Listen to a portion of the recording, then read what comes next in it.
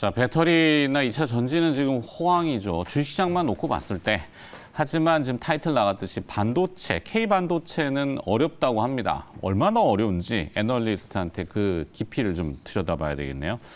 SK증권 리서치센터 반도체 커버하고 있는 한동희 애널리스트 나와 있습니다. 어서 오세요. 안녕하세요. 네, 어렵죠.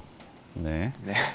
자, 1월에 반도체 재고율이 26년 만에 최고치를 기록했다는 보도가 나왔습니다. 얼마나 심각한 상황인지 제가 궁금한 거는 이게 수요가 사라져서 그런 건지 아니면 공급이 과잉된 건지, 물론 복합적일 수는 있어요. 거기에 아니면은 다른 이외의 변수들이 있는 것인지 이게 좀 궁금합니다. 일단 재고 레벨은 역대 최대치를 지금 경신을 하고 있는 상황입니다. 네. 저희가 경험했던 직전 다운 사이클은 이제 19년 이제 중순까지가 마지막이었는데요. 네. 그때 국내 메모리 재고 레벨은 한 9주, 8주 정도에서 고점을 찍고 이제 하락하는 사이클을 경험을 했는데 저희 추정으로는 작년 4분기 말에 이미 10주가 넘은 것으로, D램 같은 경우에요. 네. 10주가 넘은 것으로 추정이 되고요. 1분기, 2분기까지는 재고 레벨이 더 증가할 수밖에 없다라고 생각을 하고 있습니다. 이 재고가 하락을 하기 위해서는 뭐 두 가지예요. 생산을 줄이면서 이제 출하가 많이 되든지 아니면은 생산이 유지가 되고 있지만 출하가 더 많이 되어 버리든지 이렇게 되어야 되는데 1분기 때 출하는 4분기 대비해서는 좀 크게 감소할 것으로 저희는 전망을 하고 있습니다. 네. 4분기 대비 출하량은 전분기 대비해서 20% 중반, 초반 이 정도 좀 하락을 할 수밖에 없기 때문에 사실 재고 레벨이 유지가 되기 위해서는 그만큼의 비율만큼 생산도 1분기에 줄었어야 되는데 1분기 때 지금 감산에 대한 효과가 나타나고 있긴 하지만 그 정도까지는 아니기 때문에 1분기 때는 재고가 증가할 수밖에 없다. 저희는 1분기 때 국내 메모리 D램 재고는 10주 중반까지 올라갈 수 있다고 보고 있고요. 네. 이제 2Q에 이제 증가분들이 점진적으로 이제 감소하기 시작하면서 2분기 때 이제 10주 중후반까지 갔다가 3Q부터 이제 재고가 피크아웃하는 사이클을 전망을 하고 있는 상황입니다. 그래서 요약을 하면 재고의 고점은 2분기가 될 거고 3분기 때부터 하락하기 시작한다입니다. 이 재고량이 역대급으로 높은 이유는 뭐 사실 되게 여러 가지 요인들이 작용을 한다고 보고 있어요. 네. 일단은 과거 다운 사이클 대비해서 경기에 대한 우려나 금리에 대한 인상폭들이 소비 심리를 더 강하게 위축시켰다라는 부분도 있지만 네. 그 직전에 경험했던 코로나 사이클 때 이제 비대면 수요 때문에 이제 IT 스pen딩이 많이 좀 증가를 했었죠. 그게 이제 뉴 노멀이 되면서 사실 고객사 입장에서도 삼성전자와 하이닉스 같은 공급사들에게 높아진 그 뉴 노멀을 요구를 했고 그거에 대한 증설을 당연히 진행을 했다고 하다가 이 상황을 맞이하다 보니까 더 재고 레벨이 과거 대비 높을 수밖에 없는 게 현실이다라는 판단을 하고 있는 상황입니다. 쭉 들어보니까 뭐 어딘가 꼬여 있는 느낌? 그러니까 이게 갑자기 빡 나가고 막혀 있는 트래픽이라고 해야 될까? 약간 그런 느낌인데 이게 안 나갈 때, 그러니까 어디서 받지 않는 건 아닌데 중국하고 일단은 지금 이게 상당히 많이 감소한 것이 현실이잖아요. 네. 자, 외부 환경을 좀 살펴봐야 되는데 결국은 그래서 미국의 반도체 지원법, 여기가 또 논란이 되고 있습니다. 이 내용은 뭔가요? 사실 얘기가 나왔던 지는 꽤 된 내용이긴 합니다만 요즘에 논란이 되고 있는 이유는 이 반도체 지원금을 받기 위한 그 세부 조건들에 대해서 과거에 알려진 적 없던 조금 과하다 싶을 정도의 기준들이 언론을 통해서 보도가 되었기 때문이다라고 네네. 판단을 하고 있어요. 일단은 가장 좀 논란이 된다고 판단되는 좀 두 가지 항목이 있는데 첫 번째 항목 같은 경우에는 이 반도체 저희가 이제 앞으로 지을 미국 내 반도체 팹에 대한 접근에 대한 권한을 특정 이슈가 생겼을 때 미국 정부가 저희 팹에 대해서 접근할 수 있도록 허용한다라는 조건이 달려 있습니다. 독소 조항이네. 물론 이 조건들은 아직 확정된 내용들은 아닙니다만 이 방향성에 대해서 이제 언급이 되었고요. 이 반도체 팹에 대한 정보를 공유한다는 건 사실은 되게 좀 위험한 일입니다. 그렇죠. 기술에 대한 유출과 보안 관점에서 좀 문제가 될 수 있는 좀 저는 들어본 적 없는 이야기들이었고요. 네. 두 번째로는 더 조금 황당한 얘기일 수 있겠습니다만 미리 협의된 수익 이상으로의 초과 수익에 대해서는 네. 일정 비율을 미국과 공유한다라는 이야기까지 같이 이번에 나오게 되면서 네.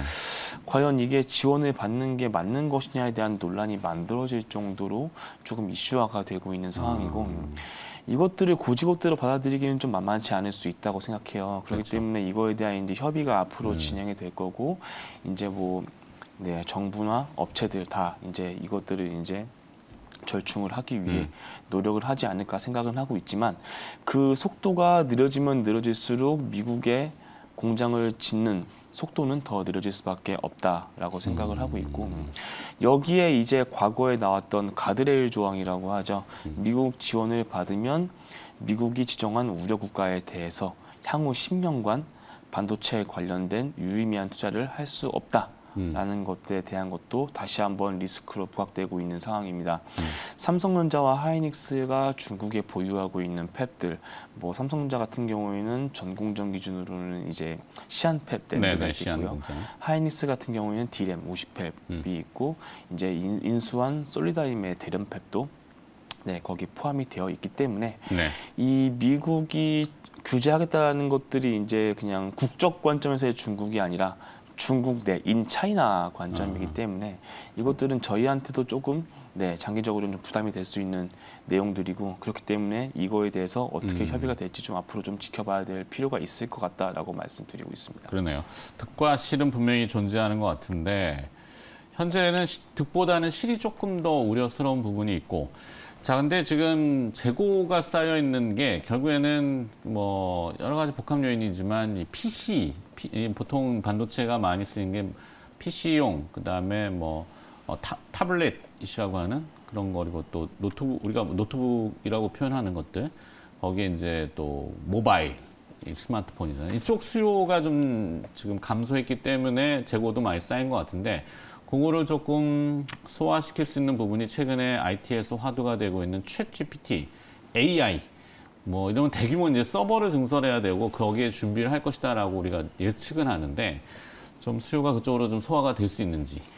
네, 요즘 그 생성형 AI에 대한 것들이 가장 핫한 키워드인 것 같습니다. 네. 아무래도 업황이 상당히 좋지 않고 주가는 많이 로우 프라이싱 되어 있는 상황에서 이제 주가가 올라갈 수 있는 동인들을 기대하시는 분들에게는 네, 정말 오랜만에 가슴 떨리는 얘기 중에 하나일 수 있다라고 생각은 하고 있습니다. 네.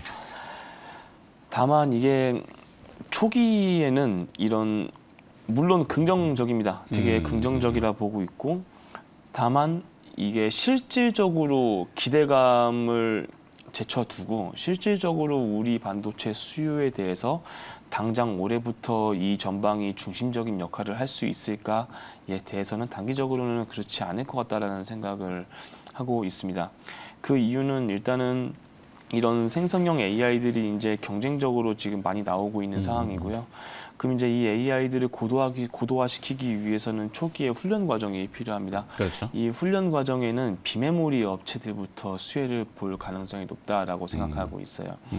그래서 뭐 GPU라든지 뭐 FPGA, ASIC 같은 비메모리 업체들이 먼저 수혜를 보고 이것들이 이제 시장에 안착을 해서 소비자들이 많이 늘어나기 시작하면 이런저런 데이터에 대한 질문이 가게 되면 답변을 해야 되는 상황에서는 당연히 데이터 센터가 필요하기 때문에 그렇죠. 이 사이클 때 메모리가 네, 크게 수혜를 보기 시작한다라고 보고 있고 저희는 그게 정확히는 내년이 될 것이고 그거에 대한 기대감이 점증하는 건 올해가 될 것이다라고 생각을 하고 있고요. 다 추가로 데이터 센터에 대한 투자 사이클은 상반기 때는 조금 소강 상태에 진입을 해 있다가 네. 하반기부터 다시 투자가 재개되기 시작할 것이라 바라보고 있기 때문에 그쪽에 대한 기대감도 하반기부터 조금 더 점증할 수 있지 않을까 생각을 하고 있습니다. 이게 되게 중장기적으로는 굉장히 좀 중요한 얘기가 될 수 있는 것들이 2010년도부터는 이제 PC가 이제 저희의 반도체 수요를 글로벌 경기 상황 이상으로 성장을 하게 만들었었고요. 2000년도 후반때 이제 아이폰이 나오면서 네. 모바일이 이제 그 바통을 넘겨받아서 경기 성장 이상의 성장을 할 수 있게끔 저희 반도체의 수요를 하드 캐리를 해줬습니다.